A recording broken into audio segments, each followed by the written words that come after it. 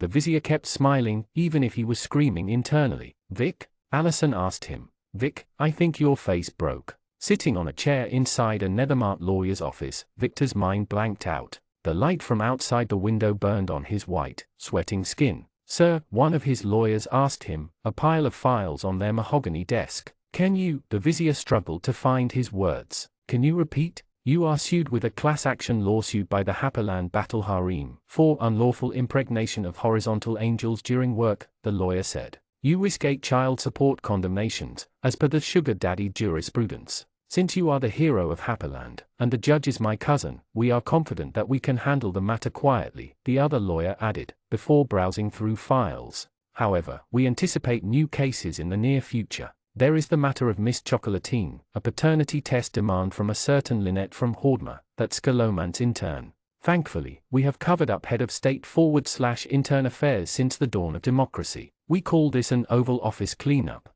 How did this happen? The vizier asked while tightening his fists. Well, sir, with all due respect, you are a whore. I always use protections, including magical wards, and I shouldn't even be able to breed with half of them. Victor argued angrily. What? Next you will say that Charlene is on the list? That an undead vampire and a half-dragon can procreate? Well, while missing Nui is not among your confirmed cases, according to modern vampire literature, that's not how DNA works. Victor protested. It appears His Majesty's new perk allows 4 minion interbreeding according to our research, no matter how unlikely anatomically, the lawyer replied. Which would explain all the post-perk interactions like Miss Chocolatine. As for the protections falling, both magical and otherwise, we have no clue. It is as if you ignored them entirely. Skeleton key, Victor realized, his eyes widening in realization. Excuse us, sir, one of my Reaper perks causes me to count as invited in any location magically protected and unlocks any lock on a successful skill check, Victor said. If it applies to any part of me, and has a broad understanding of locks. That was why the perk had activated at the inn last time. He hadn't considered the implications, but now he could only curse his knifed. Oh gods, this is really happening, the Reaper panicked. I'm going to have kids. Babies? Victor almost jumped out of his chair, as he heard Vainqueur Jr. scratching at the office's door. Babies? How did it even get there? Not yours, the vizier replied with a haunted voice. Mine. Babies, Vic, he heard Buzz Jelly ask from behind the door. Babies? Vainqueur Jr. responded, clearly more happy for his master than Victor himself. Babies, don't worry, sir, the lawyers tried to reassure their client, in a way only fiends could. We will make sure you get away with everything and do not pay a cent to your, sorry for the politically incorrect term, many bastards. Wait, how many? Victor asked the lawyers, his gaze empty. How many? The fiends exchanged glances in awkward silence. Well, if we believe our projections, the confirmed cases, and the propensity of werewolves to have litters between 4 and 6, a conservative estimate might indicate. How many? Victor snapped impatiently. 16. 16? Victor choked. Maybe only 15, sir. He wasn't ready to have one, let alone 16. How was that even possible? Congratulations for your 32 new eyes, Victor muttered, remembering the Moon Man's words during his bad trip. He glanced through the window, at the moon half hidden by clouds in the skies. That godly bastard. Sir? He knew. That squid knew and foreshadowed it. The fiends looked at him as if he had gone mad, before awkwardly straightening their ties. This is karma, isn't it? Victor asked. This is karma punishing me for my lustful lifestyle. Sir, I understand that the situation may feel hopeless, but we are your lawyers. You pay us to protect you from karma, and this is nothing we haven't faced before. We have solutions. Like what? Victor almost begged for an easy escape. We can make the problems go away.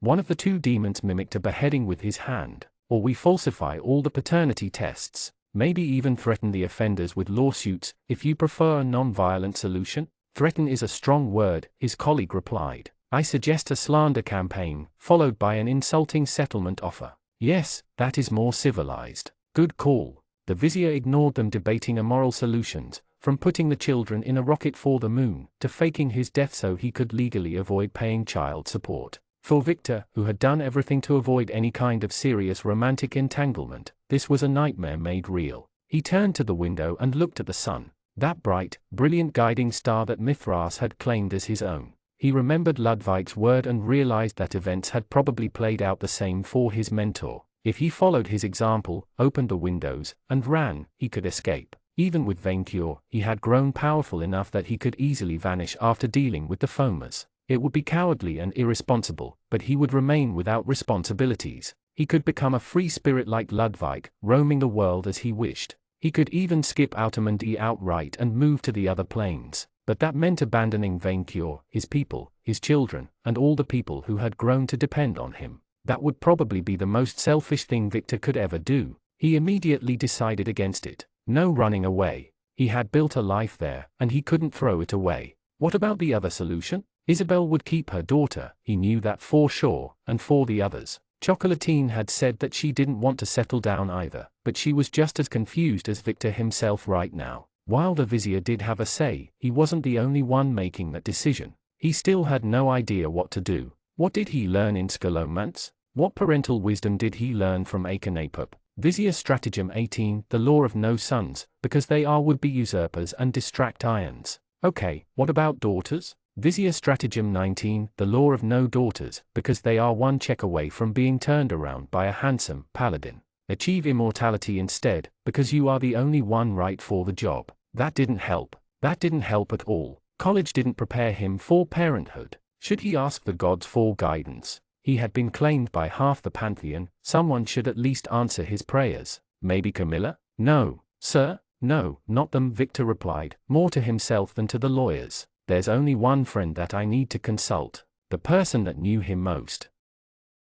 Chapter 120, Season 3 Finale. Wait, hadn't the dragon's last nap lasted 50 years? Your Majesty, Victor panicked, shouting into the WYRM's ear. Your Majesty, what, minion? Vainqueur grumbled while waking up. The vizier breathed in relief. Oh, thank the gods, you weren't going to sleep for decades. I was taking a power nap, Vainqueur replied, stretching his neck. Also, do not thank your paltry gods. Thank me. Thank your Majesty for his kindness. Victor meant for it to come across as sarcasm, but couldn't help but crack a genuine smile. After so long putting up with Vainqueur's insane ego, he had grown somewhat amused by it. Now, minion, why did you wake me up early? Are the fairies attacking? Have the dodos gone extinct again? Not yet, the vizier replied, although he heard disturbing news about a high rate of unexplained mutation in the Dodocare. Gobliner had also informed him of an abnormal rate of cancer in the Teikaku Empire after their last battle there. I need to talk to your Majesty. I need advice, and, well, you're my friend and the one I trust the most. Of course I am. The WYRM observed him in silence for a moment, before making a decision. We will go to the roof. For privacy? That, and to watch the fireworks in my honor. The dragon marked a short pause. Because there are fireworks in my honor, am I right? Yes. Victor knew his dragon all too well. This should be a joyous day. She had made the best sweets in the city and even brought her Red Riding Hood costume out of storage. Yet Chocolatine de Gévaudan didn't feel happy at all. Everybody enjoyed themselves outside, knocking on doors asking for sweets. The werewolf had done the same in the previous Samhain, although there was much less diversity back then. But she wasn't in the mood to participate. I'm sorry, Chocolatine said, stepping away from her home's windows to sit around her dinner table. I think I'm staying home tonight. It's fine. Her friend, who wore a black cloak and fake vampire fangs, tried to comfort her. The dryad had planned to disguise herself as a mummy, but dropped it after it reminded her of the fiasco with that nasty Akenapop. I will stay with you. We can even play the new Boards and Conquests game I bought. The one with the trolls and werbeast nations? That one. Thanks, Chocolatine replied, reviewing the pie and sweets that she had cooked for tonight. She had prepared a few for her brother and savory use, intending to visit them tomorrow on the Muun. We can use a spell if you do not want them, Allison said suddenly. Personally, if I were in your situation, I would cast it. I don't know, Chocolatine replied. She did intend to have children one day, and had even fantasized about Vic impregnating her, but not now, not even in years. Chocolatine knew a few people thought her crazy for her eccentricities, but she knew she would be a good mom if she wanted to. She would show her kids how to hunt demons for sustenance, and all the skills needed to survive in the wild. Vic wouldn't bail out on her, so she could raise them with him too. But Chocolatine was still young and cute. She could do without the 8 months and all the hassle that would follow afterward. She simply couldn't make a decision yet. Someone knocked on the door, probably her first visitor. Coming. Chocolatine welcomed the distraction, moving to open the door. The creature at the threshold was a tall, willowy humanoid as thin as a noodle. His body was that of a wooden scarecrow, except for a pumpkin head lit by unnatural flames. The figure wore a cloak on his back, a peasant hat on his head, and a blue lantern around his belt. He smelled of forests, ashes, and sweets. Trick, the monster extended a hissing bag full of screaming faces. Or treat? Sure, I have cake. Chocolatine smiled, giving a slice of pie to the visitor. Here, I hope you like it. The strange creature looked at the piece, took it in one hand, and tasted a bite. So sweet, he said before swallowing the slice whole. Jack O'Lantern thanks you. Are you new? Chocolatine asked with a smile. I don't think we've met. Jack only goes out once a year on Samhain. Jack doesn't like mortals, but he loves the taste of their sweets. Jack will return next year for a full cake.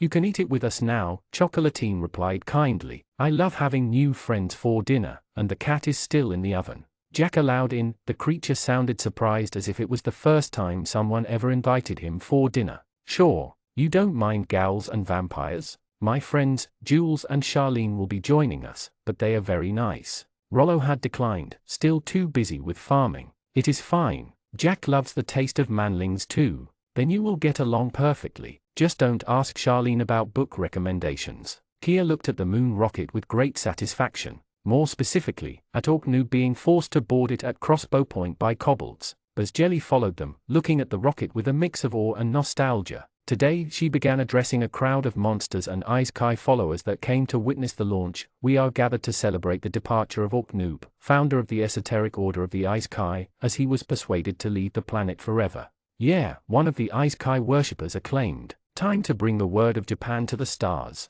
Go get the green-skinned wafers. Executing him might have made him a martyr, and no attempt to expose his shady ways had worked. It was strange, the more proof they gave that Orknoob was a scam, the more his followers believed in him. So instead, they would make this pest go away. Just so we can confirm, Kia asked the dwarf engineer overseeing the launch, having insisted on giving the order herself. You will send him to a planet at the frontier of our solar system? Yes, as far as the rocket can carry him. Which is the safest, most tested rocket we have ever designed. And he has no way of coming back? No, I will return. Orknoob shouted in response. I will gather a harem of alien wafers, and then build an army. Buzzjelly leaped forward and hit the orc in the face. Bored, it ordered while bouncing back. Get sword rocket, but, get sword, for country. The wounded scammer looked ready to argue, but the tiny slime intimidated him into silence. Orknoob climbed into the rocket, the metal door closing behind him. I love how even our prophet needs coaching sometimes, an orc said. This reminds me of the time OG had doubts about letting the carriage run him over. Yeah, everyone has doubts about going to Japan. He's showing us that it's okay. Kia kept her mouth shut, rejoicing at finally being rid of this idiocy. These cultists had harassed her about her Ice Kai level since she had first arrived in Outermundi. With Orknoob off the planet, she hoped that this scam religion would die out in a few generations. Or maybe that was wishful thinking, but hope kept her alive. Even her patron Mithras hadn't managed to lift her curse yet, and she needed whatever pleasure she could find. 3 Kia counted down, with a happy smile. 2, 1, 0. With a catastrophic sound, the rocket flew upward, blowing dust everywhere. Kia put a hand on her visage to protect herself from the smoke, everyone watching the carrier go up and up. Buzzjelly, in particular, looked mesmerized by the spectacle. The rocket reached the clouds, ready to pierce them and continue its path beyond the atmosphere. Kia breathed in relief, finally freed from that odious annoy. Boom! The rocket exploded into 1,000 pieces in the middle of the ascent. The paladin froze in shocked silence as she watched the debris go down in flames around the launch site. Sabotage! Buzzjelly shouted. Sword broken. Invisible fairy bourgeois sabotaged the rocket, shouted the dwarf engineer, but the crowd wasn't panicking nor rioting. In fact, Murmurin's citizens looked more curious than anything. Do you think we can go to Japan by getting blown up by rockets? One orc asked another. I'm not sure, we should try and check. Kia looked at the smoke above her, and while she knew she should have felt somewhat regretful, Orknoob's sudden death made her happier. It wasn't very paladin, but after being forced to drink saltwater for the rest of her life and agreeing to fight a new century war, she deserved it. I need a hobby, she told herself, once the dopamine wore off. Maybe she should try monster poker? While sitting atop his castle's highest tower, his minion resting on his back next to him, Vainkur observed his city at night. As usual, at this time of the year, Samhain had caused spirits to act up, Ghosts whirled in the skies, flocks of bats gathered around buildings, werewolves, vampires, and other creatures paraded in the streets. It felt like a lifetime ago when this place was nothing but a dirty farm. "We are late," Vainqueur complained as they watched a rocket explode above the ground. "No, that's just a test run," Manling Victor said, although he sounded unbelievably pleased with himself. "Very nice view though. It did not spray the sky with colors," Vainqueur pointed out. "I want to turn all this black into gold and red." "Just 5 more minutes, Your Majesty," Vainqueur grumbled impatiently, as he realized that he could have napped longer. "What did you want to tell me, Manling Victor?" "That I am going to have kids." The dragon instantly turned his head away from the rocket and towards his chief of staff. "About time," Vainqueur rejoiced. "Minion, at this rate, I thought I would have to breed you myself at breath point. I am thankful that Your Majesty trusted me to do it on my own." "How many?" The dragon asked for more details. "You did not breed with Nikia, I hope? You are too good for her." "No, I didn't breed with her," Manling Victor replied, before adding with surprising concern. "But I apparently have at least 16 babies coming." 16? That is all? His minion didn't understand. "That is all? You must make more," Vainqueur ordered his prized lackey. "We are at war, minion. My army needs at least 300 more quality minions. Get back to work." "Your Majesty," his minion struggled to find his next words. "I'm not comfortable with these ones, let alone having more." "Why so?" Vainqueur asked, puzzled. Was not breeding his second reason for existing, after being the dragon's chief of staff? Then why did he sound so vulnerable? "I don't think I'm cut out to be a father," Manling Victor explained. "Minion, I somewhat understand that this may feel a daunting task considering your obligations to me. While many wealthy WYIMS have tried to court me, I was never interested in having spawns myself.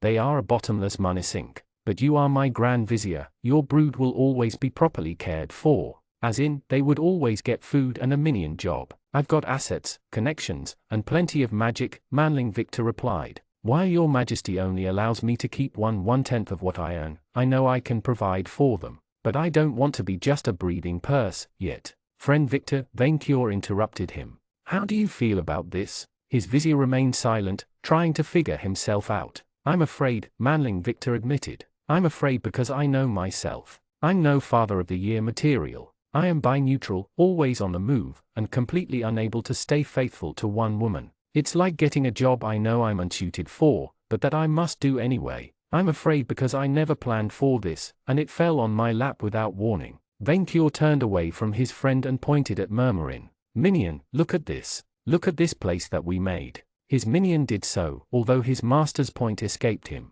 "Now, do you remember why I came here in the first place?" Vainqueur asked. "Your Majesty wanted a bigger cave to stash his gold." "Exactly. I never planned to rule an empire on which the sun never sets, but here it is. None of this was intended, but I have grown to love ruling this beautiful minion utopia all the same." "Your Majesty implies that I will grow to love my children, even if I never plan to have them?" "I do, minion," Vainqueur nodded. His manling didn't seem convinced, so the dragon further elaborated. "Minion, children are like the gems of your hoard. You may have started gathering a treasure for the love of gold, but you have a duty to care for and protect your personal wealth in all of its forms. Sometimes you will feel that a treasure that a suicidal manling delivered is not up to your standards, or you do not know how to clean that platinum statue, but you have to take care of them anyway." "Your Majesty lost me a bit with the analogy, but I think I understand the lesson," Manling Victor replied. "I have a duty to take care of my kids, and that even if I may not be the father they need, I should at least try my best,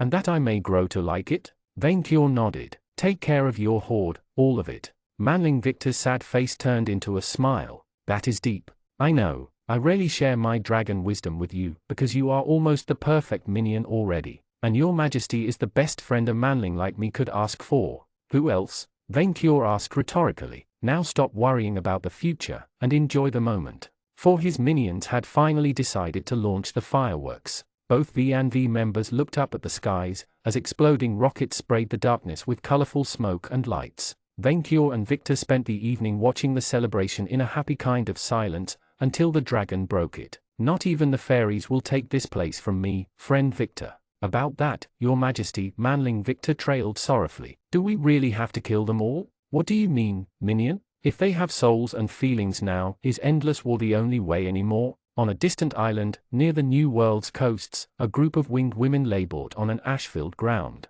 They had worked for weeks, months, to dig out their buried master. Never once did they waver in their determination, especially after recovering their missing member. A woman named Sigrun gave orders, as they hit the volcanic stone with their spears and commanded Ghost to remove debris. Finally, the earth trembled, and they formed a circle. A mighty hand emerged in their midst, wielding a lightning spear, and thunder echoed across the sea. There was blood in the water tonight, and it brought a smile to his face. The world of men was such a dreadful place for a foamer like Mel Lin. He could feel the magic that fueled him slip away, and even the system didn't work on this side. The Pied Piper remained strong, but some of his perks refused to activate. How odd. It doesn't matter, he thought, as he glanced at the human corpses carried by the waves. The golems that had carried out the massacre stood over the bridge of a metal vehicle, floating on the water, a great whale of steel, used by the apes to spy and exterminate one another. The rift in space that they had used to cross the border between worlds remained wide open, large enough to make an army pass through.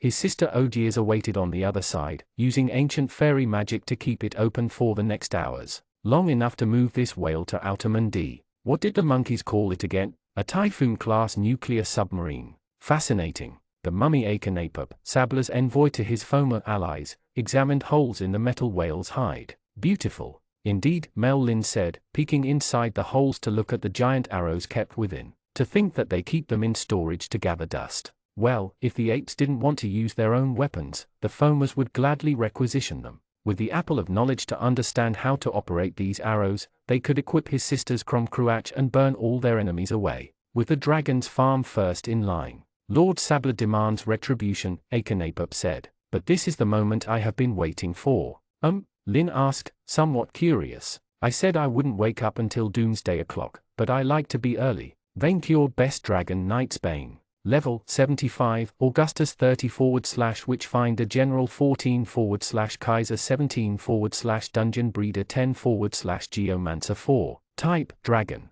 Party, V&V. Health points, 6,965. Special points, 1810. Strength, 162. Vitality, 121. Skill, 66 + 6. Agility, 89. Intelligence, 53 + 2. Charisma, 138 + 6. Luck, 85 + 18. Personal perks, class perks. Atomic Dragon Fire Breath. Born in the Purple. Fire Immunity. For the Emperor. Red Dragon Life Force. King of Games. Dragon Arrogance. Dynasty. Dragon Scale. Crowd Favorite. Super Senses. Supercrit. Virgin Princess Radar. Spell Purge. Lesser Poison Resistance. Witch Burning. Dead Friend. Lesser Magic Resistance. Taunt. Exorcism I. Epic. Hunter's Resolve. El President. Stipend. Magellan. Dungeon Owner. Castle of Murmurin. Victory Fist. Summon Herald. Victor Dalton. Imperial Authority. Malefic Secrecy. Monster Empathy. Charged Attack. Dragon Breath. Victory Roar. Mirror Scale. Fire Crown. Immovable. Show Off. Gold Shower. Shining Majesty. Golden Road. Geomancy. Monster Husbandry. Terraform. Landmass. Pontifex Maximus. Malus Maleficrum. Incinerator. Master of Silence. Glitzy Theater. Improved Hybridization. Rabbit Plague. Alpha Magnetism. Scales. Inventory. Victor Slimy 1 Dalton. Level 73. Monster Knight. Red Dragon 20/Reaper 30/Moriarty 11/Chaos Rider 4/Weathermaker 7/Fiendish Rake 1. Type, Slime/Dragon. Party, V&V. Health points, 1,605. Special points, 510. Strength, 45 + 6. Vitality, 53 + 6. Skill, 76 + 8. Agility, 61. Intelligence, 82. Charisma, 79 + 36 + 6 when lying. Luck, 71. Personal perks, class perks. Claimed by Dice. Skeleton Key. Observer. I4 Treasure. Dead Friend. Scythe Lord. Seducer. Monster Kin. Claimed by the Moon Man. Minion Trainer. Black Curse. Monster Student. Noxious Fire. Monster Life Force. Red Dragon. Claimed by Shisha. Monster Rider. Epic. Monster Insight. Vizier Education. Reanimator. Troll Regeneration. Soulmaster 6. Perk Forge. Helheim. Darwinist, Steel Life, Blood Pulse, Mook Promotion, claimed by Death Jester, Slayer of Men, claimed by Camilla, Scarlet Study, Exhibitionist, Master's Shield, Slime Totem, Fright Night, Bloodborne, Lethal, claimed by Cybele, Had's Blast, Magellan, Final Problem, Black Horseman, Diabolical Mastermind, Envious, Nightmare Lord, Vicious Anku, Devil Archmage 2, Karen's Grim Harvest, Asteroid Dynamics, Zmi Rider, White Rider, Apocalypse Storm, Plain Loved, Rally Minion, Inventory. Chapter 121 Breeding for War. Vaincure, best dragon of all, looked at the map from atop his hoard with skepticism. Why manlings? His minion advisors, gathered around the war board, exchanged glances. Excuse us, your majesty? Marba asked. Why are we using manling figurines to represent my cobbled minions? Vaincure repeated. His minions had created a map of the western part of the Mistral continent, showing Prydain, Gardemag, and his own empire. Hundreds of tiny figurines represented the armies on all sides of the conflict, but most of Vaincure's own soldiers were manlings miniatures. We are using boards and conquest miniatures, Allison explained with a frown. My miniatures, I should add. Kobolds, goblins, orcs, mimics, and other monsters don't have representative armies in B&Q. Neither do ghouls, even though vampires of the Nightlands have their own miniatures, Corp Sailing Jules said. Which I find racist. This lack of averagism thinking is exactly why a consumption-based model is doomed to fail, Marwan nodded. At least they had a tiny dragon to represent Vaincure himself, but it infuriated him that the fairies and their monsters had their own miniatures. You will order Troll Barnabas to craft new figurines for each of my minions, after he is done forging my new War of the Horde veteran medals, the dragon ordered, because this is very confusing. What is confusing is Victor's absence at this gathering, Nightgear said, looking at a missing seat, alongside Moore's. My minion is working on a great magical project that will give us the edge in the conquest of Prydain, Vaincure recounted his minion's own words, and hopefully, breeding our reserve force. I still can't believe he found the time to have 16 kids, Nightgear said. At least whores get paid for their service. Maybe he should, battling Charlene said with a knowing smile. But back to the matter at hand, taking into account our colonies and the fact that every single one of our citizens can fight, we may field around 70,000 soldiers. However, even with access to the Nightblade's black market and stolen reserve of crests, only a tiny fraction of them are crested. 555, without including your majesty, Victor, or myself, Nightgear explained. Obviously, we are also the only people above level 60 in the entire peninsula. And Rollo, untasty Allison pointed out. And Rollo, Nightgear admitted, eager to swipe her shameful showing against the golem under the rug. The good news is, we can raise 3/4 of our fallen as undead if they die, Corp Sailing Jules pointed out. We can also raise an additional 50,000 from our allies in Happyland, Agartha, the Takeku, the Muun, and the Thouten Empire, Charlene said, bringing the total to 120,000 troops. That gives us a credible chance to attack Prydain, but they possess powerful magic, foamers with class levels, and warbeasts, Nightgear said. Not to mention Ogiers herself. A monster that powerful is an army in itself. This sounds straightforward to me, Vaincure replied, annoyed by the ambient pessimism. I am a dragon, you are minions. I burn a path forward, you clean up afterward. I will even empower you with my armor-friendly perks.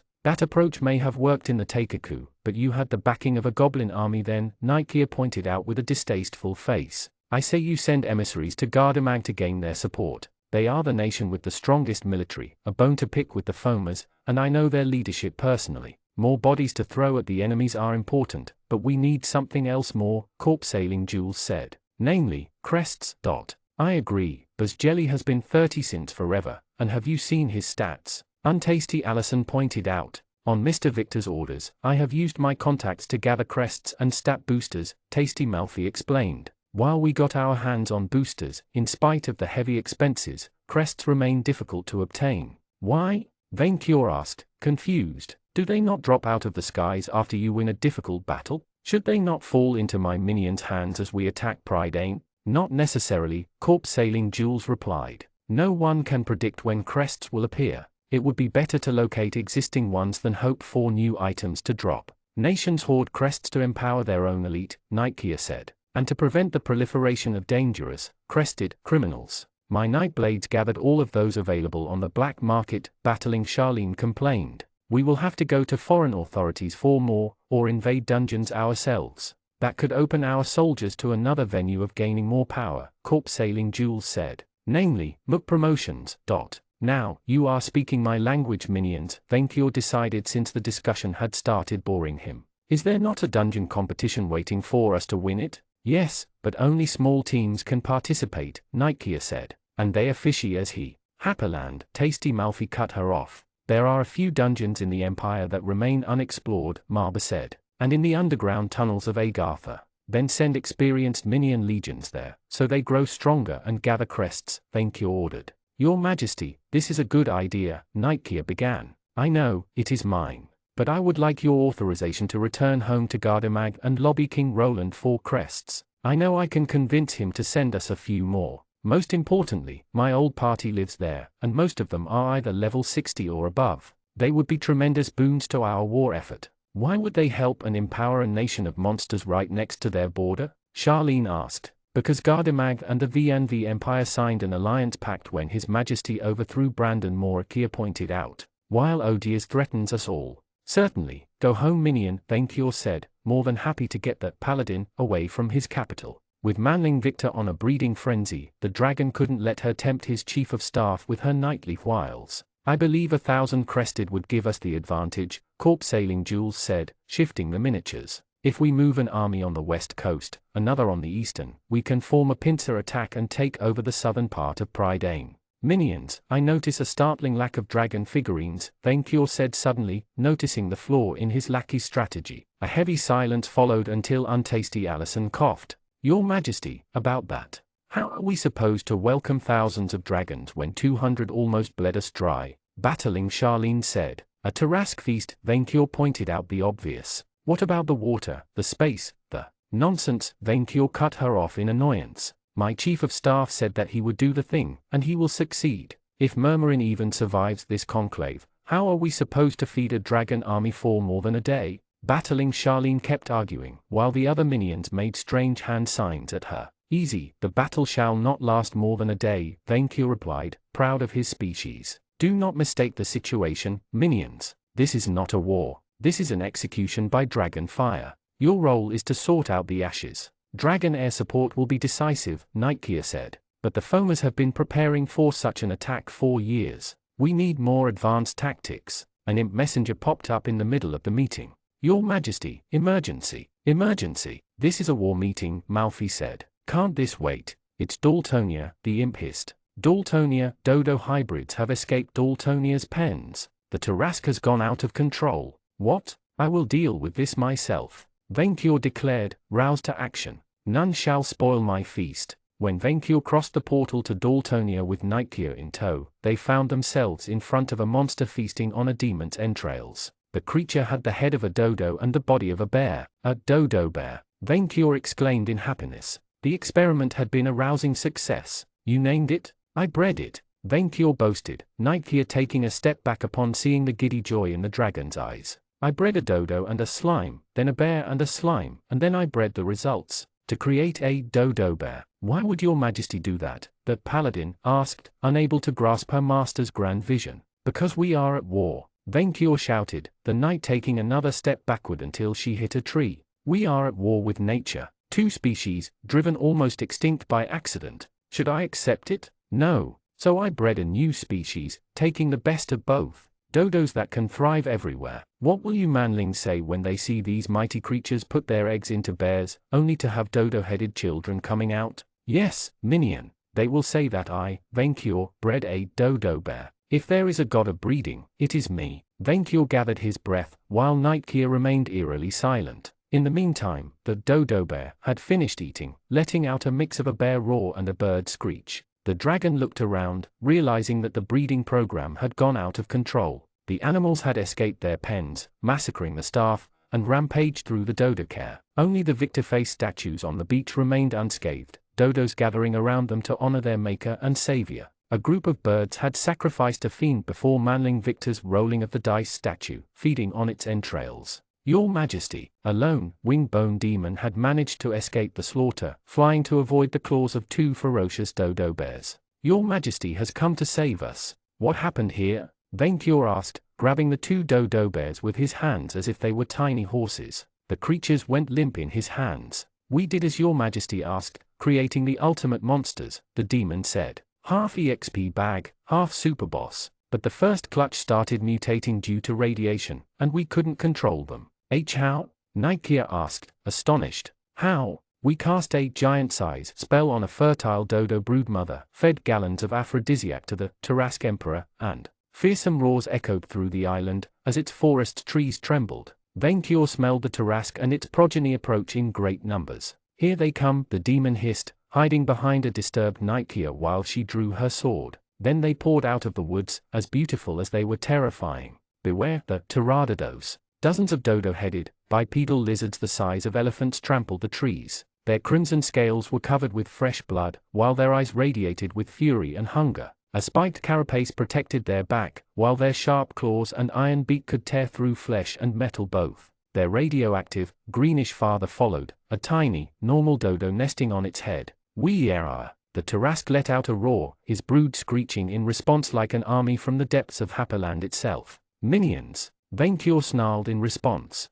"Minions!" The pterodados and their mighty father immediately submitted to Vainkyur, belly against the ground. "Return to your pens," the dragon ordered, the creatures immediately protesting with screeches. "No we-eraing with me, minions. Return to your pens." The creatures dispersed, the Tarask leading them back into the ruins of the Dodocare. "See, minions?" Vainkyur told his lackeys, releasing the dodo bears in his hands. The beasts wisely fled. They only need a firm, strong dragon master to teach them the minion way of life. "You bred a Tarask," Nikia muttered to herself. "Your Majesty bred a Tarask." "I did," Vainkyur boasted, proud of saving so many species from extinction. He should receive an award for it. The dragon maid system apparently agreed. "Congratulations for creating a new, horribly dangerous monster that will become the bane of adventurers long after you are gone. You earned a level in Dungeon Breeder. You earned the Miniboss Breeder class perk, plus 30 HP, plus 10 SP, plus 1 STR, plus 1 VIT, plus 1 Ski, plus 1 AGI, plus 1 Char, plus 1 LCK.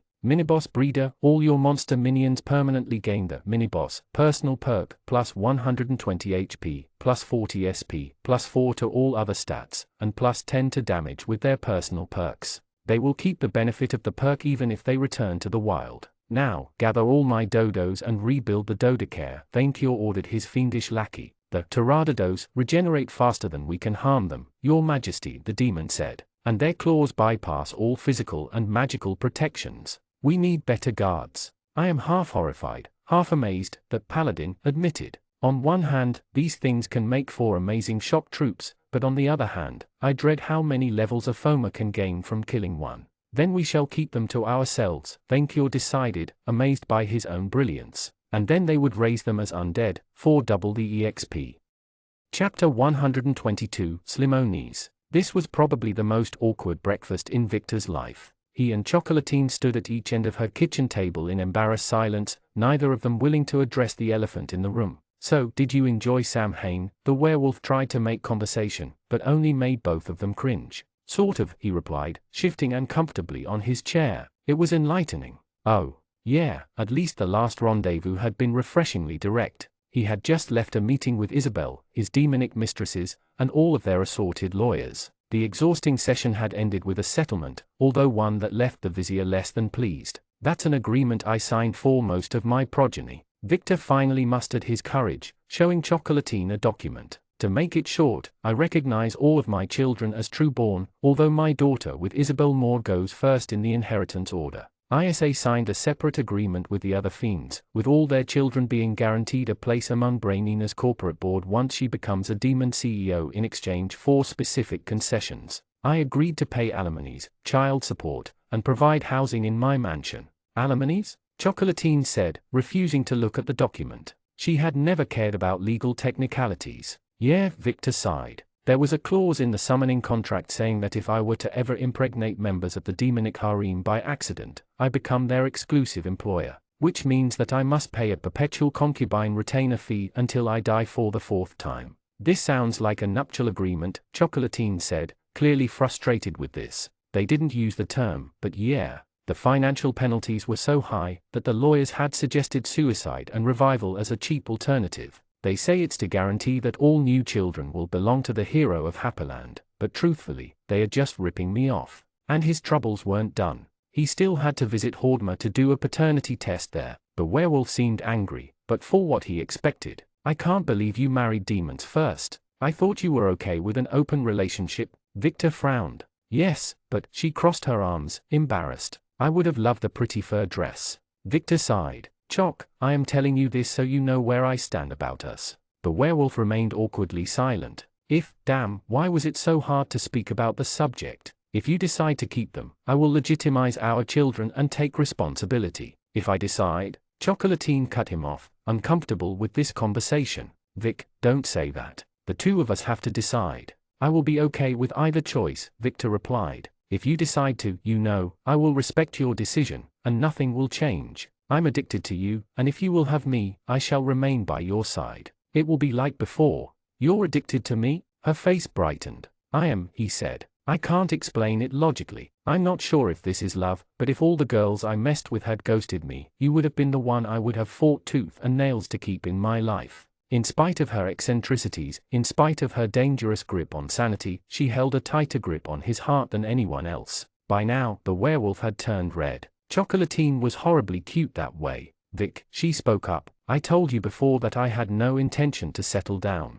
The vizier nodded. But I'm addicted to you too, and I think we have something special. 2 were dragons, and 2 were slimes. Victor thought he had misheard. 2 were slimes? Oh yes, according to Isengrim, they are like werewolves, but they become slimes during the full moon. Which god decided to make this crap a reality? Chock, I must warn you. You know me, I don't think I'm the best person to be a dad. You will learn, she replied warmly. I will help. He rose from his chair, she did the same, and they hugged. As he held her tight against his chest, Victor remembered the early days of their relationship, the fear he had felt, compared to the anxious warmth he experienced now. True, she was crazy, but also caring and loving. At this moment, he wouldn't have traded her for anything. A newcomer that the vizier had never seen before suddenly entered the kitchen, shattering the tender moment. A creature looking like a scarecrow with a pumpkin for a head, and clearly in need of a fix. Jack is hungry. Chock, who is this? Victor asked, still keeping the werewolf in his arms. Jack, my new tenant, Chocolatine said. I'm renting him Kawasang's old room since Samhain.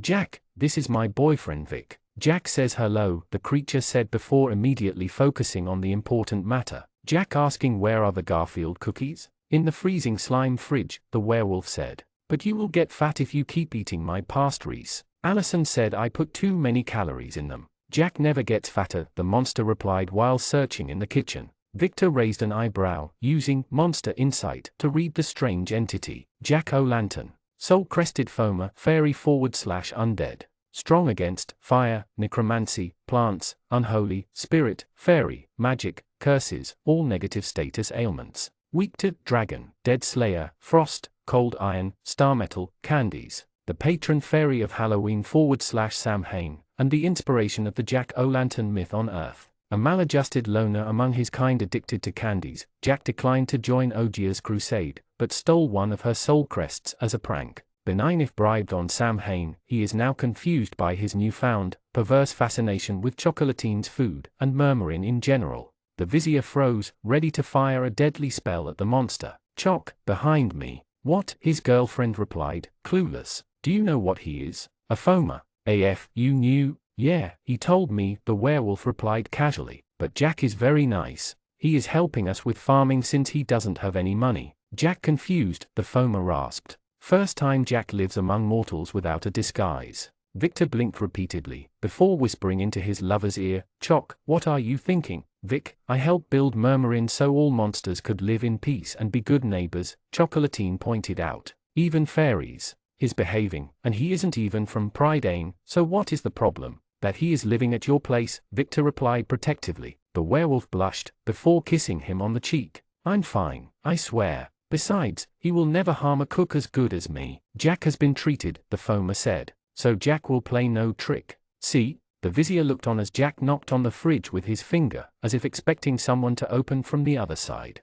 Victor was torn. True, he had wondered if they could make peace with foamers in the first place if their souls allowed them to empathize with the lesser races that they denigrated. But even if this one looked clueless, Jack remained a foamer, a creature about as dangerous as a dragon, to have one living in murmuring, at his lover's place to boot. Still, Chocolatine had a certain talent for dealing with monsters, and his monster insight hadn't detected any ill will from that pumpkin scarecrow. He was willing to take the risk, although he would have the fairy watched at all times. Wait, a soul crest? Jack? Yes, werewolf boyfriend? Could you show me your soul crest? The vizier asked. Just for a short while. With his newfound Tier 8 spellcasting, Victor had funded the acquisition of magical scrolls to learn new spells, including the famed Pocket Dimension, a spell which he had, of course, promptly mastered. His private sanctuary was relatively small as far as dimensions went, roughly 600 meters square, divided into 3 floors. The dimension took the form of a mansion floating in the middle of a dark, cold void between dimensions. How gravity still worked as normal escaped him, but who was he to contest such powerful magic? As she had asked, Isabel had decorated the place in the most expensive style, from marble pavement to fine wood doors. She had even found a way to include a planar-powered jacuzzi in the bathroom, and a magical laboratory for Victor's own use. It was there, on an operation table meant to create undead, that the vizier examined a crest of bones and solid darkness. Although Victor did have an assistant to help him with it, a double of himself, who had traded his heavy armor for a plague doctor's uniform. His fetch. A fetch was a clone created by the Tier 8 spell of the same name, a duplicate-born equipment, and fueled by a piece of his soul. While it kept most of his perks, the duplicate had only half his stats, lost HP and SP at a slow rate, and couldn't recover them. It couldn't gain EXP, nor create a second clone of itself. Thankfully though, the clone's memories returned to Victor once it exhausted its health points, so it halved paperwork and research time. The vizier had all but delegated the task of gathering information from Harvest to his double. Congratulations! As a powerful monster and Vaincure's breeding policy officer, you earned the Miniboss personal perk. Miniboss, you permanently gain plus 120 HP, plus 40 SP, plus 4 to all other stats, and your personal /monster perks will inflict plus 10 damage. It sounded a little insulting, but also welcome. However, he noticed that the system now openly considered him a monster instead of a human. Was it because of his Monster Knight, Red Dragon class? Or because he had slowly drifted apart from his human roots? Or both? Victor looked up from the table, to see the goddess Camilla sitting at the edge. I see that you haven't waited for our lesson, his mentor said, examining the extraplanar laboratory. You learned some of the best spells of that tier already. It's a shame that fetch can't gain levels or EXP, Victor said. Although he did discover that the clone could learn new spells and transfer that knowledge back to him afterward, because that would have made an excellent spell fantastic. I told you balance broke down around Tier 8, the deity replied. Fighter classes get better at killing people, while we spellcasters get better at killing the laws of physics. I sense an undercurrent of classicism there. I do not denigrate other classes. I wouldn't have gone as far as I did without Jesty or Varan to cover my weaknesses, and vice versa. However, I always thought that spellcaster classes offered more options for creative people. Probably. Victor freshly remembered his encounters with Furibon and Akenapop. The former could stop time, the latter demolish an epic level team single-handedly. Once you cap off Weathermaker, you should be able to cast Tier 9 spells, perhaps even Tier X with your other classes. She smiled at Victor's confusion. Moriarty is a Swiss knife class with many powerful abilities, but nothing that can increase magic. Fiendish Rake, however. Both Victor and his fetch groaned at once. Did you know, the original asked Camilla, about Skeleton Key? I admit I didn't. Jesty was our only Reaper, and whenever I tried to set him up with a cute dark elf, he abandoned the dates midway to build a Mithrastala death trap. In retrospect, that sounds a bit suspicious. Any way to get around it? Physical protection, but with your current strength, Camilla gave him a sympathetic look. There is a more permanent solution, but I doubt it will take due to your high vitality and regeneration. Between your perks and stats, you have become too powerful for standard methods. The vizier grumbled, much to his patron's amusement. Victor, you will get used to it. I maintain a harem, and I also had accidents at your age. You shouldn't let that stop you. You are starting to sound like Vaincure, Victor complained. Well, Jesty suggested we switch to a dynasty-based game and the goddess caught herself. You will soon face the foamers, and you need as many levels as possible. Weathermaker caps at 10, Chaos Rider 2, and I believe Moriarty ends at 20. You will need to fill the rest. I'm sure there are other ways. Victor, she gave him a knowing gaze. You know that there is only one way to level up, fiendish rake. And at your level, it is nigh impossible to level up in a new class. Victor gathered his breath. Bleep. That was why you worked hard to get this class in the first place, no? Yes, but he didn't understand the terrible consequences when he did. The karmic irony wasn't lost on him. The vizier had chosen one of the most difficult and powerful classes to better get laid, but he couldn't level up in it without risking getting more troubles 8 months down the line. I will try to get a new class anyway, Victor replied dryly. I have made a vow of abstinence. He would rather have less children than more levels. His agonizing wallet would thank him. We will see how long that holds, said an amused Camilla, before she glanced at the soul crest and changed the subject. Is this what I think it is? Do you know the worst part? Victor asked. That this thing could have been made without killing anybody. A tiny amount of blood and bones were enough to achieve the same result. Mag-Mel simply went with the most violent solution available. But without this device, the foamer's power is crippled. They have more than one, Victor replied. From what I gathered from Harvest, and the tidbits Jack told me, I believe that they have at least 5 of them. Maybe more. Like it or not, as dragons before them, foamers with class levels would remain a fact of Autumn D. Camilla remained silent for a while, as she pondered the implications. You need to learn more spells, she declared. Anything that could help me with animal growth? Victor asked. Because we are going to welcome 1,000 dragons, and we don't have enough cattle to feed them all. His current solution was to open portals to the elemental planes and lure food into Murmurin, like when the dragons ate their way through Happyland during Venture's bragging day. Clones, Camilla replied with a smile. Clones solve everything. You are not feeding me to Venture's guests over and over again, Victor's fetch warned. I wasn't going to, the original replied. We are the same person, I know how you think. The lesson will wait, Camilla interrupted. I mostly returned because I made progress on your favor. Victor's head perked up. You can cure Kia's curse? While I would have preferred something more pleasurable than helping a paladin, she said, sounding a bit bitter, I have convinced Seng to grant you an audience. Although I did have to bribe her with a gallon of Gal vodka first. Grant me? Not Kia? No, she doesn't want to see the apostate, the goddess said, before adding with quiet sarcasm, I wonder why. So Victor had a chance to argue with the goddess and convince her to overturn her decision. Time to put these new charisma bonuses to the test. So, where and when? In her planar realm, and right now. Can't this wait? Victor asked. I know I'm asking for much, but we have a war. That will not wait, Camilla replied firmly. She wanted to sink Bekel's country last time we spoke, and 1 whiskey ocean is enough. Chapter 123, One for the team. Terraform, landmass, plains. As Venture shouted these magical words in the middle of the desert, a screen appeared right before him. All of them. In the blink of an eye, the dragon's beautiful magic expanded all across the land, spreading across an area almost 2 kilometers wide in radius. Instantly, the dry, lifeless desert transformed into grasslands before Venture and his trainers. Tasty Malfi, corpse sailing Jules, untasty Allison, and her tinfoil golem ally could only whistle as plants grew beneath their feet, the sand turning into flat dirt. The effect expanded under the sun until it reached its limit, turning the area into a green enclave amidst a barren landscape. The sight had floored all minions present. Untasty Allison, in particular, loudly rejoiced, her portable bonsai at her feet. Amazing. Rollo very happy, the golem agreed. Rollo says we should need more marshes and forests west, more grass east. Murmurin's emperor listened to the praise, congratulating himself for his brilliant idea.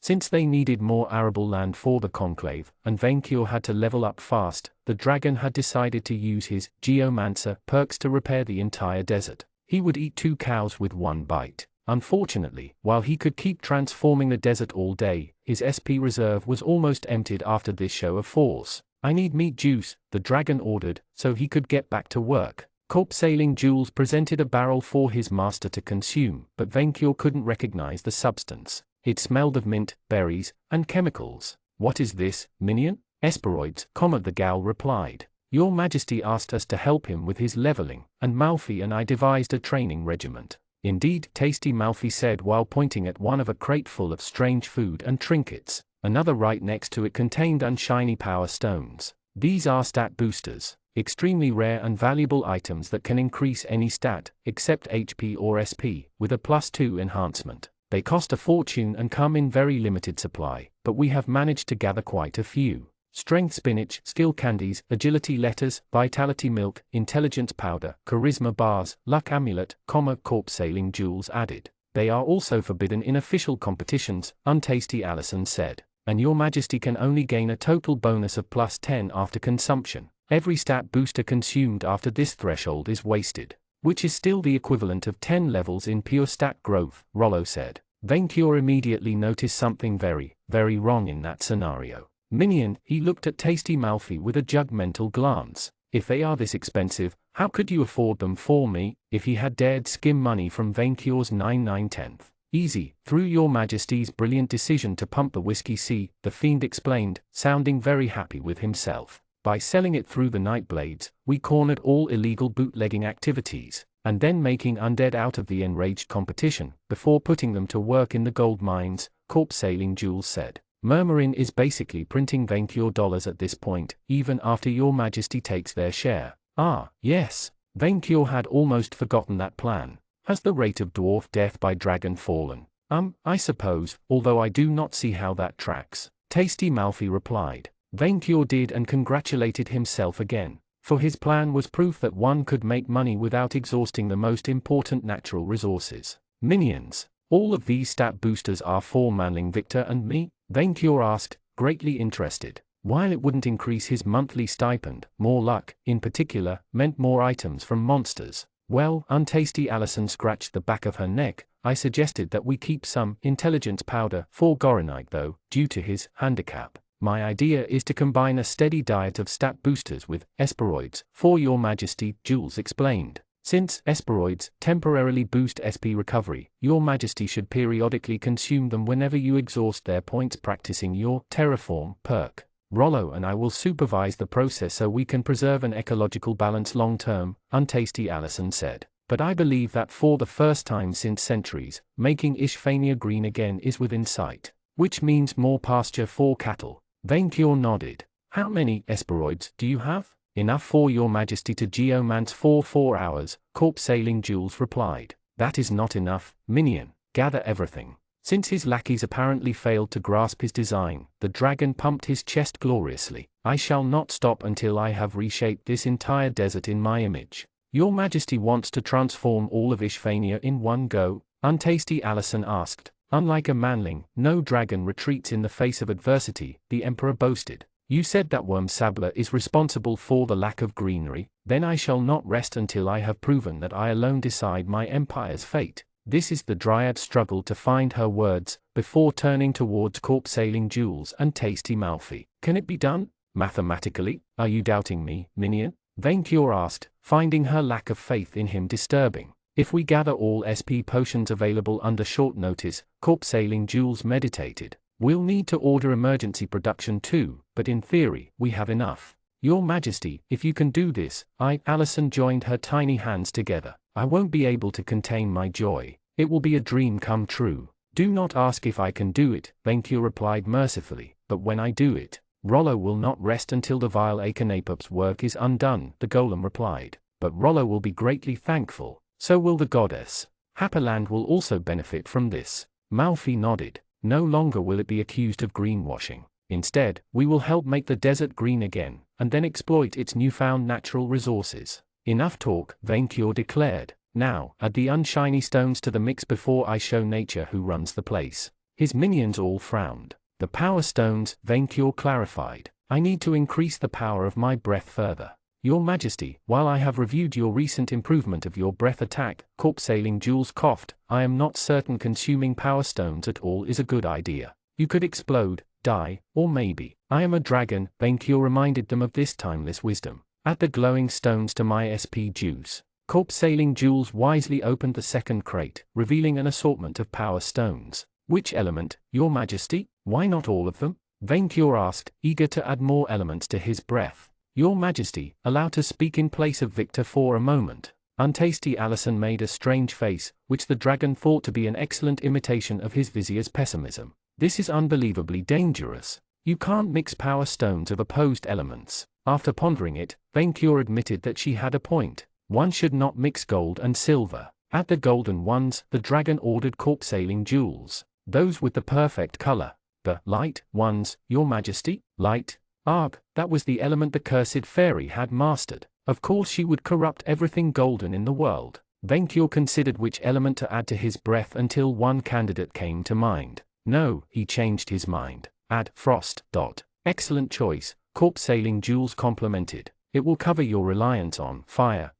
And allow Venture's rival some measure of vengeance from beyond the grave. At long last, corpse sailing Jules added the stones to the mixture. The dragon grabbed the barrel and drank all its content, before the worried eyes of his minions. Full of energy, the dragon glanced at the endless desert, pumped his chest, and showed his muscle. He could feel the stones and the drugs mix in his belly, refined by his stomach into the ultimate weapon of mass. Vitality check. Failed. What? Venture snapped at the system for this obvious mistake. Erratically, that did not sound so unmanageable. As Camilla teleported them in Seng's abode, Victor could barely restrain himself from vomiting. This place stank of both alcohol and salt water, the reason being that he was floating in both. As befitting of her portfolio, Seng's realm was an underwater bar beneath the waves. The decorations reminded Victor of a sunken ship, with fishes floating in and out of a hole in the ceiling. Jellyfish provided light, while a mechanical octopus acted as the barman, serving sunny cocktails to the mermaid goddess.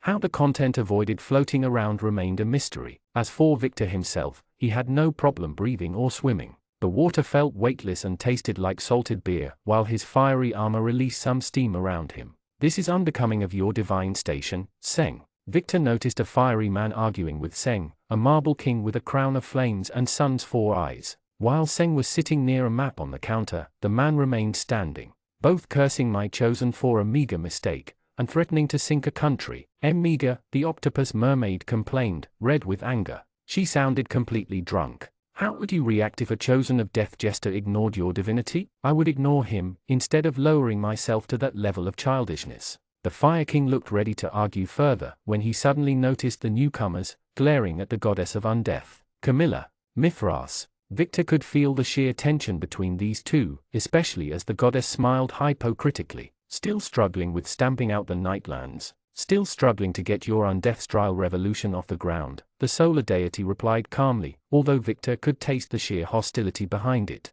Bad breakup indeed. Victor, please leave us, his patron goddess told the vizier, her hand touching his shoulder like a hunting hawk's claws. I hope you will defend your friend better than her patron deity. The vizier wisely and silently left the two enemy deities behind to approach Seng. No sooner did he that they started arguing violently, their mermaid host raised a hand, the insult somehow muting into background noise. Hello? Victor said upon sitting next to Seng. Victor, she replied, clearly happy to see him. My defender. You alone never doubted my divinity. Actually, the vizier did doubt it, but unlike Kia, he had bothered to check before making a comment first. Not that he would mention this out loud. Thank you for granting me an audience, Lady Seng.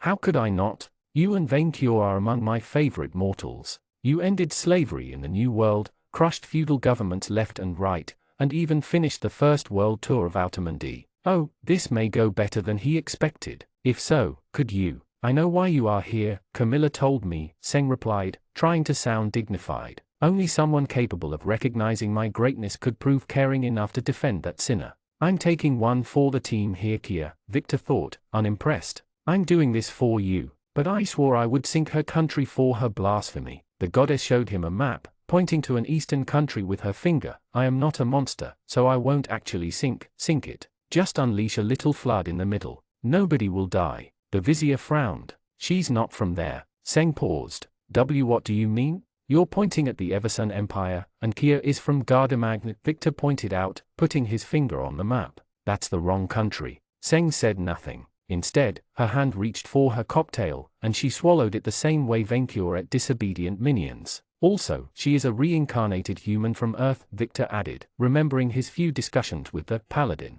I believe she was born in Ethiopia before moving to the UK. So technically, if you want to sink her country of origin. Boyha. Victor took a step back, as Seng suddenly exploded into tears. I screwed up, she cried in her own arms, face against the counter. I screwed up again. First, they banned me from the table after that Whiskey Sea incident, and now this.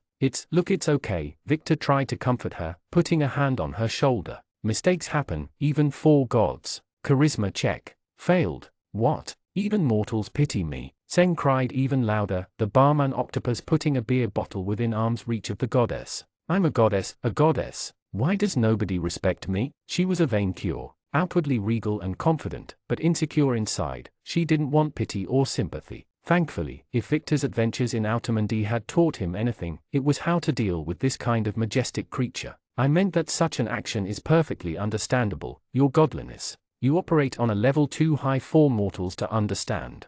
Flatter her to death. Why your godliness? Seng raised her head at him, sounding both pleased and embarrassed. With a capital G, Victor replied mirthfully. Your fans can tell the difference. I mean, you oversee all the seas of Outremundi, millions, billions of creatures. How can you be expected to remember one mortal's country of origin when you decide the fate of the world? Why you're just saying that to make me feel better, she replied, unconvinced. But does that make it any less true? Victor replied, knowing that she really wanted more praise, not less. If I am reminding you of your exceptional successes, is this truly flattery, or history? Are you a goddess, or are you not? The vizier kept tempting the fish with his lure. Yes, but I don't remember how I became one, Seng admitted sheepishly. I was drunk when I ascended. Really? Victor blinked, astonished. That's even more amazing. Ah, really? Seng looked at him in confusion. How? Yeah, that means you weren't even trying. Victor said with sincerity. In my case, I brought down heaven while drunk on mushroom wine.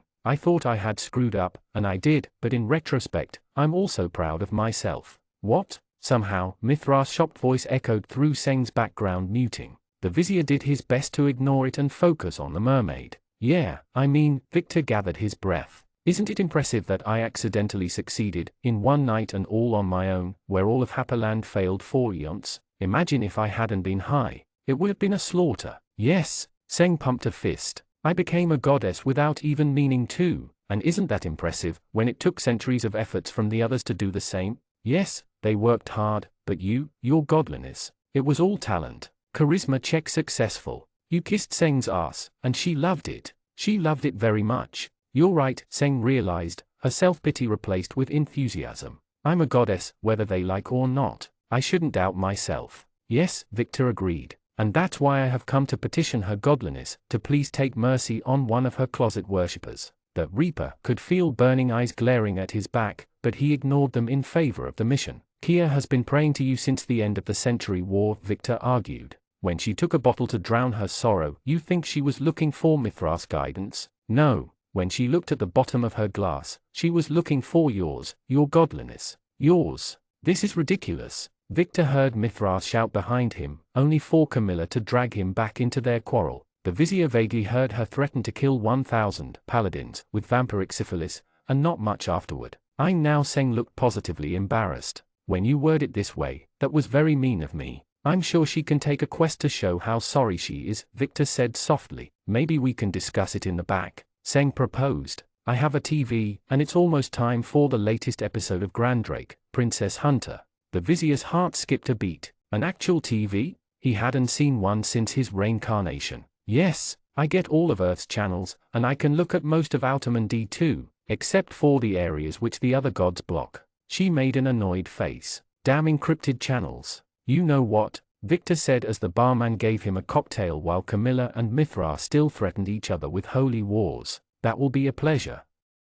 Chapter 124, The Return of the King. Breathing heavily, Venkyur raised his hands and unleashed his magic for the 60th time. Terraform, landmass. His power spread across the desert beneath his and his minions' feet, but instead of green grass, the sand transformed into bright, multicolored sugar. A hill of cream appeared to his left, a chocolate lake to his right. Candy flowers bloomed across the land, next to licorice trees and cake boulders. In a few seconds, the area had transformed into a baker's paradise. You have transformed the desert field into a Candyland field. You increased local diabetes rates. Cooking-based abilities will be greatly enhanced. How? Venkyur complained, interrupting the notification. How does this keep happening? He had been trying to make the desert green for hours, only to make it multicolored. The dragon glanced at the previous transformed landscape behind him, a patchwork of floating islands, snowy mountains, metal tinfoil dungeons, and other aberrations. Worse, not once had he managed to create a golden land worthy of his rule. Obviously, your majesty's unstable magic creates fields at random, untasty Allison declared, turning towards the other minions. We had, 30 different types of fields so far. In total, we have 4 lost woods, 3 crystal caverns, 1 magical lake, 2 floating islands, 1 gear factory, 2 onsen, 1 grave canyon. Tasty Malfi kept reading a list, rejoicing at the next item on it, 1 demonic sanctuary. We are still unsure how the outer space and outer moon nodes even work, corp sailing Jules added. Your Majesty, this cannot continue, Untasty Allison argued. The local climate will be in complete chaos. Rollo happy with this, the farmer replied, opening the sugary ground to find moshi growing inside it. Rollo can work this land. Our citizens would welcome more environmental types, corp sailing Jules said. But I agree with Allison. Adding so many different fields next to one another will create ecological problems in the future. I shall not stop, Vaincure decided. I said I would not stop until I have kicked the desert out of my empire, and I will not compromise. Not even in the face of so many cakes. Your Majesty, I understand the sentiment, I truly do, Untasty Allison kept arguing. But what will happen if an acid lake causes poisonous rain to spread through the slime paradise and gear factory nearby? We cannot control the entire ecosystem. Manling Victor can, the dragon replied, trusting his chief of staff to handle the boring minion parts. He will do the thing. Oh, good idea, corp sailing Jules nodded. With his weathermaker levels, he could create magical weather conditions. But control weather has only a limited duration, Allison pointed out. Not if permanent enchantment effects are applied, the gal replied. He should be of a high enough tier to cast this. That's how our corporate overlords covered up climate change, Malfi added. And once more, I want to remind everyone that there is no scientific proof that releasing necrotic magic in the atmosphere negatively impacts the environment, corp sailing Jules said. The Dryad raised a finger, lowered it, and then realized that Vaincure's logic could not be argued with. High-tier magic is absurd. The universe bends to my imperial will, the dragon declared loudly, swallowing his Esperoid barrel before wiping off the liquid from his mouth. Next, Victor had missed TV so much, and Seng had a full-size plasma screen one, and this is why no princess hunter goes hunting in the cold north without camouflage, Grandrake explained behind the screen, as he stalked a group of giants while hidden beneath a cover of snow. Why the dragon was talking to himself remained a mystery, but it made for good television. If I make a wrong move, they will notice my warm breathing and attack. For ice giant princesses are half knight, half giant, 100% princess. Wow, I didn't think ice giants even existed in this world, let alone had princesses, Victor noted, sharing a sofa with Seng. Both slouched over it like slobs, a glass of alcohol in hand, and the remains of a fish pizza in a corner of the room. Democratic climate change destroyed their natural habitat, Seng said. Aren't you the goddess of revolutions and freedom though? Victor asked, curious. Why are you watching a show about saving outdated monarchies from extinction? Guilty pleasure, Seng admitted. I hate nobles, so I love watching Grandrake capture them. Do you know that Vaincure saved me from most of his current wildlife reserve? Victor smiled. He put them in a bag like candies. A bag? Seng laughed. And then he tried to call a dragon veterinarian. The two exchanged their outlandish stories about their adventures in Outermundi, from Victor's escape from the lowly house to Seng helping aliens after a UFO traffic crash. And he tried to pay for the damage with seashells. Really? Victor couldn't stop laughing. That's hilarious. Yeah, the town was never the same after that lightning gun Mexican standoff, the mermaid said. I think it's where the Moon Man got the chaos part of his portfolio. Then there was a big pillar of light and poof, Valhalla time for him. And he was still high when he ascended? Victor asked while looking into his cocktail glass, Seng nodding while restraining tears of hilarity. Damn, it made his own drug trip look restrained in comparison. Also, is it me, or is the alcohol working? I'm supposed to be immune to this stuff. Not in my planar realm, you aren't. The goddess and the vizier toasted. Where the hell were you, best slime? Happerland, Victor replied. And where were you, best mermaid? Now come on, don't be a corporate sellout, she laughed, before looking a bit sad. I don't get it. How do the other gods get so many nice followers to hang out with? What do you mean? Victor frowned. Aren't you, like, super popular already? No, I'm just before Sabla and the Moonies, and tied with Isengrim. Seng grumbled. Yeah, Camilla is sexy and brooding, with that outsider charm, but come on, Mithras. He doesn't have a stick up his ass, but a spear. So why does every Tolag love him? Well, I gotta hand it to Mithras, Victor said, even if he doubted they would ever get along. He showed up to personally defend one claimed when he probably has a dozen more important tasks to deal with. I don't remember Dice ever doing the same for me. Maybe he was stern and stiff, but Mithras clearly cared about helping people. Victor respected that. I'm trying to help too, Seng complained. I'm trying, but I always screw up. Your godliness, Victor said, identifying her problem. You can't make people believe in you if you don't believe in yourself first. She looked at him, as he had casually delivered an ancient universal secret. What you need, your godliness, is someone constantly reminding you of how amazing and caring you truly are, Victor said, remembering Vaincure's lesson about raising young WYIMS. Until greatness becomes second nature to you, you screw up, and I use the term loosely, because you believe that you will. But, your godliness. He put his glass out on the sofa's side, took her hands in his own, and looked at her straight in the eyes. Believe in yourself, for I believe in you. She became so red, he could almost see the steam coming out of her forehead. Charisma check successful. How does licking boots taste like? Because she has 8 legs. Victor, Seng trailed, one of her tentacles brushing against his thigh. If she asks, do you like hentai? I'm teleporting out. Do you want to be my prophet? Oh, thank Dice. Yes. Victor hurriedly responded before she changed her mind and asked for something obscene. He was drunk enough to accept the job. But, full disclosure, I already serve half the Pantheon and Vaincure.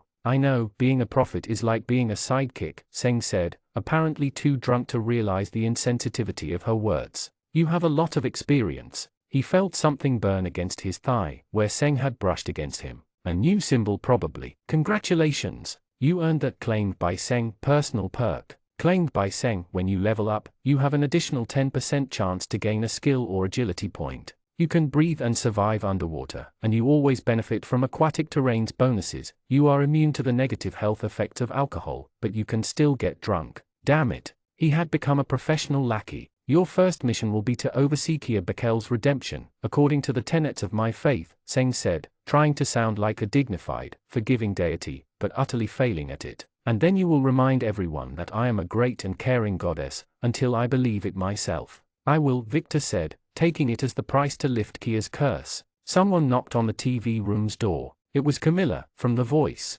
Victor. Yes, Vampire Mom? We're leaving. She must have finally stopped arguing with Mithras. Can I come back to this place? Victor asked Seng. He wouldn't mind hanging out with the mermaid more often. She was a lot of fun, and she had a TV. Anytime. Seng replied, before switching channels. Victor walked to the door, finding Camilla and Mithras waiting on the other side. While the god of justice remained still like a statue, the Reaper's patron had her arms crossed and looked ready to murder someone on the spot. Have you made progress on your paladin friend's case? She asked Victor. Yes, he said. I've got the authority to solve the case. Good, Camilla replied, glaring at Mithras. At least my chosen is pulling his weight. Victor sincerely hoped his friendship with Kia would never follow the same path as these two. Thank you, the god of justice told Victor, ignoring Camilla. I am grateful for your good deed. Do I get a perk out of it? The vizier asked, pushing his luck. You already received one, Mithras replied, before teleporting away. Do not get greedy for doing the right thing.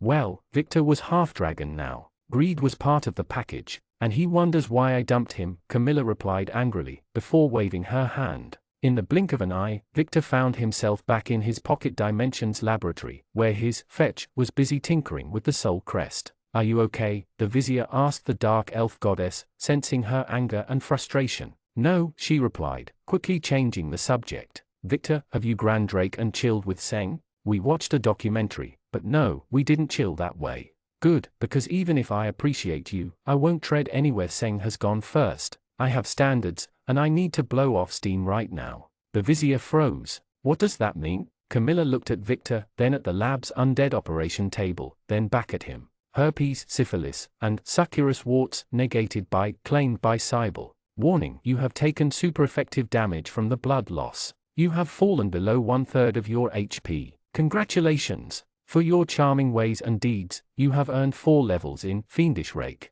You earned the Curse of Diarmuid and Emotion Magic Eye perks, plus 120 HP, plus 10 SP, plus 4 Vit, plus 2 Ski, plus 4 AGI, plus 3 Int, plus 8 Char, plus 1 LCK. Curse of Diarmuid, Technique, 60 SP. You can cause your naked face to become cursed for 5 minutes, which manifests as a spot on your cheek. During this duration, anyone looking at your visage must succeed on a charisma check or become obsessed with your face, dropping everything to gaze at it. This is an curse effect that will affect the victim until it is magically lifted. Emotion Magic Eye. You can learn and cast Tier I spells. Additionally, you can learn spells with the mind or emotion descriptors, even if you do not have access to their relevant specialized school. This stacks with other tier access perks that you may have from other classes. The night had long fallen and the cursed moon risen in the skies, when Vaincure unleashed his magic for the 100th time. In truth, he had lost count. Terraform landmass. Once more, the desert bent to his will, all the way to the stone coast separating it from the sea. A layer of moss covered the sand, while giant mushrooms the size of trees and houses grew all around them. You changed the desert field into a fungi forest field. Plant creatures will gain a boost to all stats, while plant and poison effects will be greatly strengthened. Physical ailments will last twice as long. Next, Vaincure declared, unhappy that he had yet to create a gold farm field. Your Majesty, there is no next, Rollo the Golem replied. I have plenty of energy left, the dragon argued proudly. Your Majesty, there is no next, the tinfoil creature repeated. That was the last patch of desert in Ishfania. We reached the frontier. His dryad friend looked at the ocean with a strange, serene face. It is done, she said, the weight of her words heavy on her. It is done. Vaincure gathered his breath, raised his arms, and shouted the following truth to the sea. Vaincure, best dragon. Congratulations! For reshaping all of Ishfania on your own, in one go, you earned 4 levels in Geomancer. You earned the Terraform, non-magical terrains, and Nature Wonder class perks. Plus 120 HP, plus 80 SP, plus 3 Ski, plus 2 AGI, plus 4 Int, plus 3 Char, plus 1 LCK. Terraform, non-magical terrains, 50 SP per 50 meters radius. You can permanently terraform an area around you into the following: fields, forest, marsh, desert, hill, snowland, plains, tundra, rock mountain, ice mountain, volcano, beach, lake, flower garden, canyon, and oasis. You need to be grounded to activate this effect. This replaces Terraform landmass. Nature Wonder technique, 100 SP. You can draw upon ambient natural energies to boost all your stats by 2 stages, and cure any physical-based ailment affecting you. You need to be grounded on natural soil to activate this technique. Thanks to your levels in Geomancer and Dungeon Breeder, you can combine both classes into the prestigious Fisher King class. Where are my other minions? The dragon asked, since the Ghoul and the Fiend were missing. It irked him that only 2 of his lackeys witnessed his triumph. Malfi went to sleep, and Jules is updating the country's map, Allison replied. He has a lot of work ahead of him. The work of Akenapup is undone in Ishfania, Rollo said, looking at the distant landmass beyond the sea. Other countries remain covered in sablous sand, but today, we served the goddess well. I was reincarnated to repair you and this land, Rollo, and half of the work is done, untasty Allison replied, a tear in her eye. I am sorry, this is really an emotional moment for me. Cry tears of joy, my servant. Vaincure gave her his imperial permission. Today, I have granted your wish, for I am good and generous. At long last, he had spat in the eye of this Wamsabla, and molded his empire into a place where all creatures could live to serve him. As if to ruin his mood though, a storm gathered on the horizon, covering the sea. The dragon prepared to boast again, when he realized that the clouds were flying straight at him. This is not a natural storm, Vaincure realized, as the pressure in the air grew stronger. He immediately understood the situation. Minions, hide. But hide, the dragon replied more firmly, the golem and the dryad retreating away. Untasty Allison fused with a giant mushroom, hiding within the plant, while Rollo moved behind it. Vaincure refused to allocate funds to revive more minions. Soon afterward, a flock of winged, false princesses surrounded the dragon, announcing their gigantic leader's arrival. A Foma Titan looked down on the dragon from atop his flying horse. Dragon's Bane. Vaincure glared back. Knight's Bane, King Votan replied, his spear crackling with wild lightning. You have 10 minutes. Chapter 125, The Third Way. It will take me less than 10 minutes to destroy you, Votan. Vaincure, Knight's Bane declared, expanding his wings threateningly. It seems you have forgotten how our last physical encounters ended, the Storm Lord replied, barely restraining himself. You would have died in that crater, had your servant not rescued you at the last minute. Although I welcome the opportunity to settle our score, I am here to honor my word first. Your word, the dragon asked, surprised when no thunderbolt followed. King Votan never talked for long, and always fought until the bitter end. So what was he staying his hand this time? What is your fairy's word worth? An oath once given, I never betray, King Wotan replied, one of his winged allies landing on his shoulder like a crow. Although I did not make a vow myself, your chief minion agreed to release the soul of my Valkyrie Sigrun if I vowed to talk peacefully for 10 minutes. 9 now, I should say. What rubbish was this? Manling Victor would never act behind his friend's back. Venkior briefly wondered if this was a fairy trick, but he couldn't see any benefit. If anything, the Foma had wasted a potential surprise attack. Unless maybe the trick was on Manling Victor's part, so they could defeat the fairies more easily. He had always been crafty. Minion, Venkior roared. Minion, get back here. Answering his call, Manling Victor teleported right before his dragon master, and what a scene it was. His minion had abandoned his clothes to revel in his dragon nakedness, with blood dripped profusely from 2 holes in his neck. He smelled of bats and wild breeding. Excalibur, he shouted with a blissful face, crawling on all 4s with both tails, the long dragon one, and the tiny manling one, raised. Silence fell upon the gathering, as the manling's face turned from bliss to shame. Emergency teleport, friend Victor shouted, touching his hands and waist. Damn it, my items. Oh my, one of the Valkyries muttered, a few of the flying princess looking at Manling Victor's lower parts with fascination. Venkior also noticed untasty Alison's eyes peek out of the giant mushroom where she had hidden herself.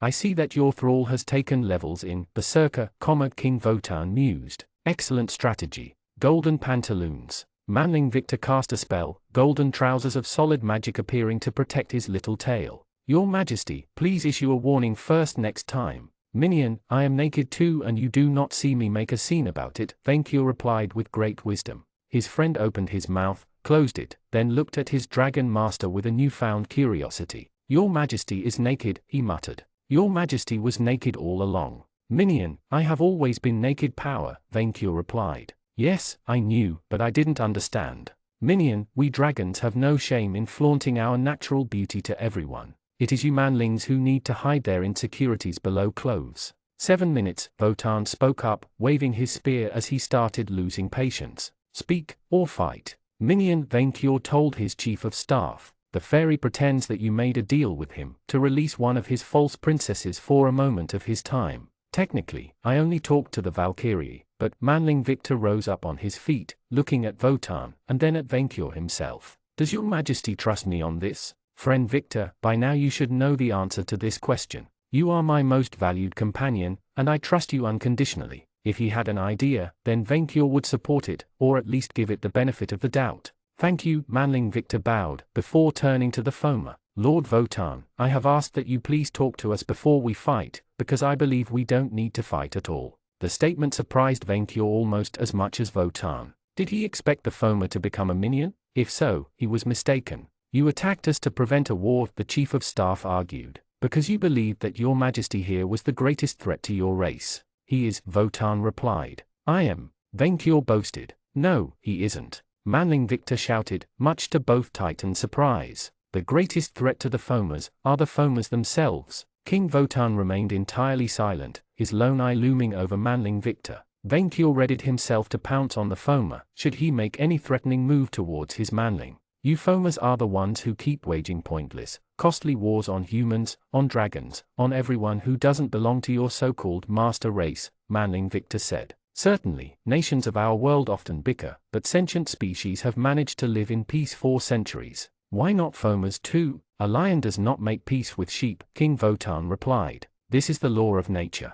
You are wrong. Lions need to kill to eat. You Fomas don't. You don't need to kill or attack other races to survive. You don't need to kill at all. Thing is, the only thing that sustains this cycle of destruction is your sociopathic ego. King Wotan's face remained a mask of ice. Do you want proof? One of your kindred is renting a goddamn room in Murmurin as we speak. What? Venkior glared at his minion, incensed that a fairy had made his lair near his own. Jack is the living proof that our species don't have to kill each other, Manling Victor continued. Maybe the soul crests were born of great evil, but they granted your kind souls. They granted Fomas the capacity to change, to learn, to care. We have seen that in the volcano. The Valkyrie on Wotan's shoulder shifted uncomfortably, while the others moved to shield their master. Venkior couldn't help but see a mirror of his own minions in them. All I ask, King Wotan, is that you meditate on your old ways, and ponder if they have done your race any good. The new folk conquered the lands that belonged to my kindred, King Votan spoke.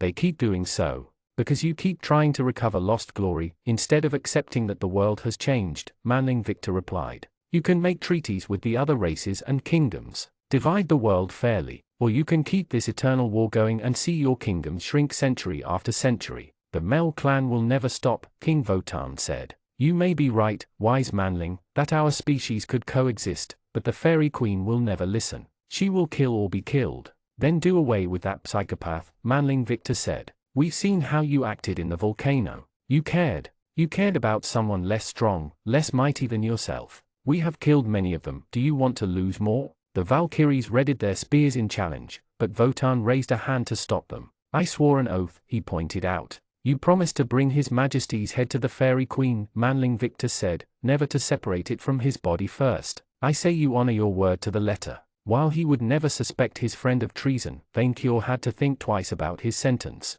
Oh, brilliant minion, Vainqueur caught on. He is bound to bring me to this false Wyrm abomination, so I can destroy her. King Votan's lone eye narrowed. This violates the spirit of my oath, but respects the letter and allows you to walk away from all this. With luck, we can even destroy Ogiers before the conclave, and this pointless war will end before it begins. A conclave? The Foma Lord tensed up dangerously, his fingers crackling with lightning. Knightsbane, what have you done? Your fellow fairies shed dragon blood to power their crests, Vainqueur hissed dangerously. Those responsible shall learn fire and wrath. The thought of a dragon-fairy war seemed to tear apart Votan's heart. On one hand, Dragonbane had earned his title, and yearned for a conflict worthy of his skills, but Vainqueur could also see a hint of worry in his gaze. The knowledge that his threatened race may very well go extinct gnawed at him. Your Majesty, a Valkyrie spoke up, turning to her master. The 10 minutes mark has passed. The Foma Lord did not attack. Instead, he turned to Vainqueur. Lord Knightsbane, your servant has made his case. What do you have to say in this? Vainqueur thoughtfully pondered the question. He had been as surprised as the Dragon Slayer when Manling Victor made his case. They had discussed the possibility of making peace with the fairies. The old him, who had conquered this land for a bigger vault, would have brushed this proposal as a feeble dream and a waste of time. The new Vainqueur, however, had something else to say. I hate you fairies. Manling Victor made a panicked face, but Vainqueur ignored him and doubled down. You are treacherous, vicious, and you treat your minions with great cruelty. We made peace once, but you never stopped abusing my kind's mercy. You threatened to have me killed in my sleep before this feud with Mel Ogiers even started, and I suspect that you plan to renew our war for a long, long time. I will not call off the conclave, and the Mel clan shall be wiped out. Vainqueur marked a short pause, heavy with danger. King Votan let out a shrug of disappointment, raising his Gungnir. However, he said, interrupting Dragonbane, I have created a dragon utopia where all creatures can live in peace, even monsters from the cursed planet Moon, whose evil nature you cannot begin to comprehend. It would be hypocritical to deny your kind the same treatment. If you fairies agree to reaffirm the ancient peace that bound our two species and respect it this time, then I shall reserve my judgment for the wicked Mel Ogiers and her allies. The rest of your kind shall be left in peace. And if not? Votan asked. If there is no will for peace, if not, I swear that I, Vainqueur Knightsbane, shall lay waste to all your petty kingdoms and destroy them one by one. You will never rise to threaten my kind and minions, ever again, because I will not stop until your power is forever shattered. Vainqueur let out smoke from his nostrils. One way or another, there shall be no third Fairy-Dragon war. The tension in the air became almost unbearable, both sides looking at the other. Rollo the Golem peeked out from his hiding spot alongside Untasty Allison, both ready to join the fray at the first sign of movement. Manling Victor hesitated to cast a spell, and the Valkyries looked at their lord for his command.